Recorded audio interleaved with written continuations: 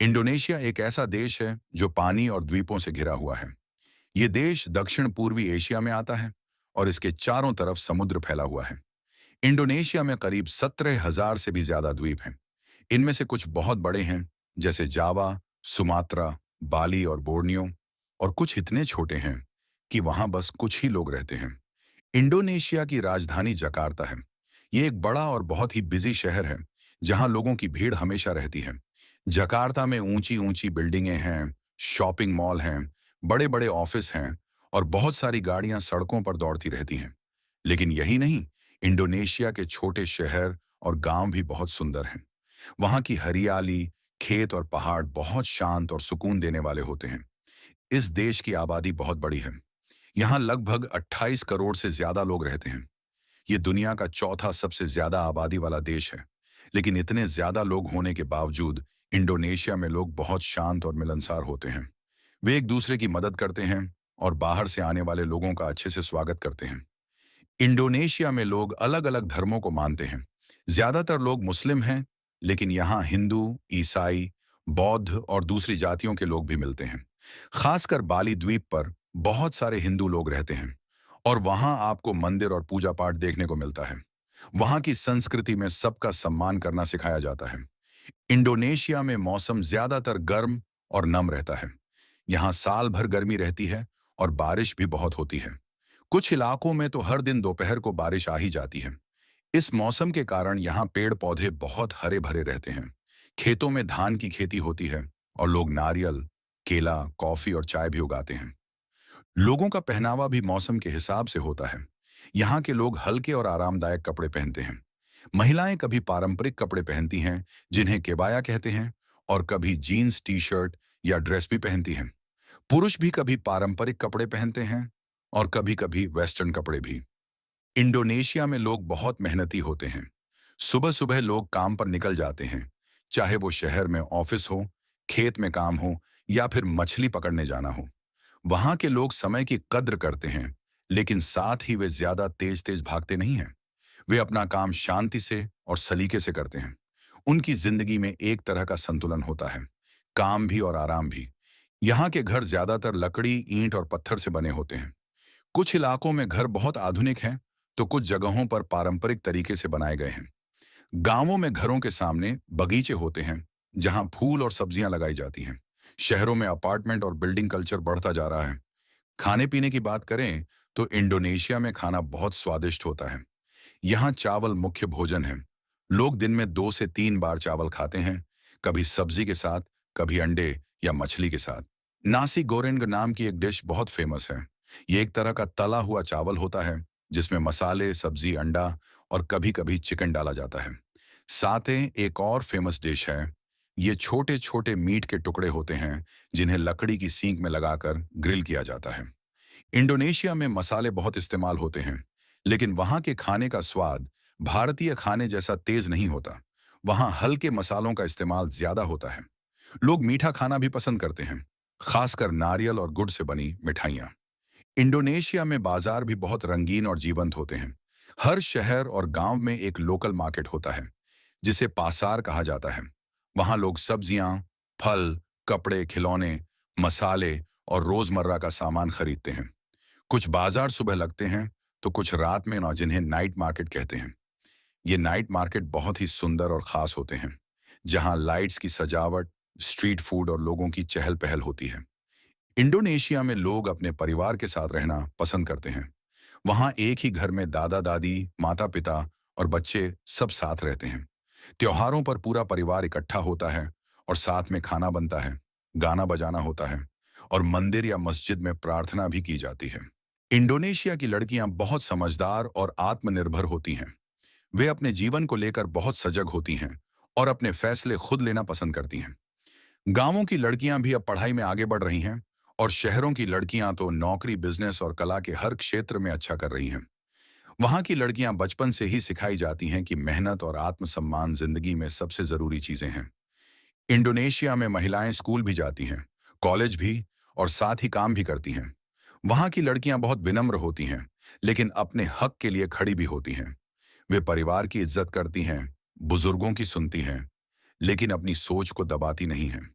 बहुत सारी लड़कियां doctor, engineer, teacher, pilot, artist और बिजनेस वुमन बन चुकी हैं। कुछ तो सरकार में ऊंचे पदों पर भी हैं। महिलाओं के लिए इंडोनेशिया का समाज पहले थोड़ा रूढ़िवादी था, लेकिन अब वहां बदलाव आ चुका है। अब माता पिता भी अपनी बेटियों को आगे बढ़ाने के लिए तैयार हैं। वे उन्हें बाहर पढ़ने भेजते हैं, काम करने के लिए प्रोत्साहित करते हैं और शादी के फैसले में भी उनका साथ देते हैं। यह बदलाव खासकर शहरी इलाकों में ज्यादा दिखता है, लेकिन धीरे धीरे गांवों में भी लोगों की सोच बदल रही है। इंडोनेशिया की शिक्षा प्रणाली पर भी ध्यान दिया जाए तो यहाँ स्कूल और कॉलेज दोनों ही अच्छे हैं। यहाँ की सरकार बच्चों को स्कूल भेजने पर जोर देती है। सरकारी स्कूलों के साथ साथ प्राइवेट स्कूल भी हैं, जहाँ इंग्लिश मीडियम और इंटरनेशनल स्तर की पढ़ाई होती है। बहुत से छात्र स्कॉलरशिप लेकर विदेश भी पढ़ने जाते हैं। यूनिवर्सिटी ऑफ इंडोनेशिया, गजाह मादा यूनिवर्सिटी और बिनुस यूनिवर्सिटी जैसे नाम वहाँ काफी प्रसिद्ध हैं।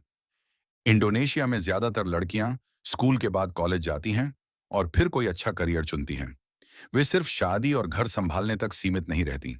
वहां की महिलाएं अपने पैरों पर खड़ी होती हैं और कई बार परिवार की कमाई में भी बराबरी से योगदान देती हैं। बहुत सी लड़कियां तो अपना खुद का छोटा बिजनेस शुरू कर देती हैं, जैसे कपड़ों की दुकान, बेकरी, हैंडीक्राफ्ट्स या फिर ऑनलाइन सामान बेचना। इंडोनेशिया में महिलाएं पब्लिक ट्रांसपोर्ट का इस्तेमाल भी खूब करती हैं। वे ट्रेनों, मेट्रो, बाइक टैक्सी या बसों से आराम से सफर करती हैं। वहां की लड़कियों को अपने शहर और देश पर गर्व होता है। वे अपने कपड़े, भाषा, खाना और त्योहारों को बड़े प्यार से अपनाती हैं और साथ ही वे दुनिया के नए फैशन, टेक्नोलॉजी और सोच के साथ भी चलती हैं। बाली, जकार्ता, सुराबाया जैसे बड़े शहरों में महिलाओं की आज़ादी और सुरक्षा दोनों बेहतर मानी जाती है। वहां वर्किंग वुमन के लिए कई सुविधाएं हैं, जैसे महिला सुरक्षा हेल्पलाइन, वुमन हेल्थ क्लिनिक, बच्चों के लिए डे केयर सेंटर और छुट्टियां। कई कंपनियों में मातृत्व अवकाश, मैटरनिटी लीव भी मिलता है, ताकि महिलाएं काम और परिवार दोनों को अच्छे से संभाल सकें। इंडोनेशिया में बहुत सी महिलाओं ने समाज सेवा में भी बड़ा योगदान दिया है। वे गांव-गांव जाकर लड़कियों को पढ़ने के लिए प्रेरित करती हैं, महिलाओं को आत्मनिर्भर बनाती हैं और गरीब परिवारों के बच्चों की मदद करती हैं। कई संस्थाएं भी वहां चलती हैं जो महिलाओं के अधिकारों और सुरक्षा के लिए काम करती हैं। यहाँ की लड़कियां दिखने में भी बहुत सुंदर होती हैं। उनकी मुस्कान, सादगी और व्यवहार दिल जीत लेता है। वे ज्यादा मेकअप या दिखावे में नहीं रहती, लेकिन साफ सुथरे और अच्छे कपड़े पहनती हैं। पारंपरिक त्योहारों के समय वे केबाया या बटिक पहनती हैं, जो वहां के खास पारंपरिक कपड़े हैं। शादी ब्याह में उनका पहनावा और साज सज्जा बहुत सुंदर होती है। उनका रहन सहन सीधा और सादा होता है, लेकिन सोच में वे बहुत आगे होती हैं। वे इंटरनेट और सोशल मीडिया का सही तरीके से इस्तेमाल करती हैं, सीखने के लिए, कमाने के लिए और लोगों से जुड़ने के लिए। वहां की लड़कियां टिकटॉक और इंस्टाग्राम पर भी काफी एक्टिव होती हैं, लेकिन वे उसमें भी अपनी संस्कृति और सभ्यता को दिखाना नहीं भूलती। इंडोनेशिया की लड़कियां दिखा देती हैं कि परंपरा और आधुनिकता साथ साथ चल सकती हैं। वे अपने माता पिता, समाज और देश के लिए सम्मान रखती हैं, लेकिन साथ ही अपने सपनों को भी नहीं छोड़ती। यही उनके अंदर की सबसे बड़ी ताकत है। इंडोनेशिया की बात हो और वहां की फेमस जगहों का जिक्र न हो, ऐसा हो ही नहीं सकता। ये देश अपने नेचुरल ब्यूटी, समुद्र तटों, पहाड़ों और कल्चर के लिए दुनिया भर में जाना जाता है।